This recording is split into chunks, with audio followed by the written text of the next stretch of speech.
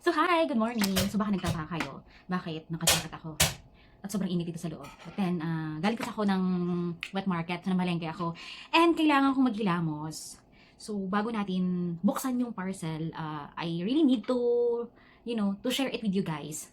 Kung gaano kaganda ang product na to. So my skin type is oily, acne-prone skin dahil nga nagkakaroon ako ng hormonal imbalance.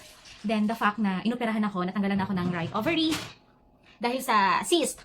So, my first purchase of this product, number 5, 2025. So, na-curious ako sa product na to kasi nga ang ganda ng reviews. And until now, naghahanap pa rin ako ng mga products kung ano yung bagay sa skin ko. And then, yun nga, sinubukan ko. So, for more than 2 months, saka siya naubos. So, ito na lang talaga ang natira. Ito na lang siya. And timing din, paubos na siya. So, ilang gamitan na lang ba to? Paubos na siya. Dumating bago ako. Dumating siya 3 days ago. So actually, nabuksan ko na siya kasi akala ko, yung cushion, yung nasa loob. Pero iba pala, hindi naman din ako nagbasa. So, medyo na ano ko na siya. Tingnan mo. Pero, para lang talaga, no. Makita nyo. So, andyan naman, yung nakalagay di ang Skin Sciences. So, anong sabon na ginagamit ko? So, this one talaga, guys. Ang bilis niya makapag-dry, actually. Ang ganda.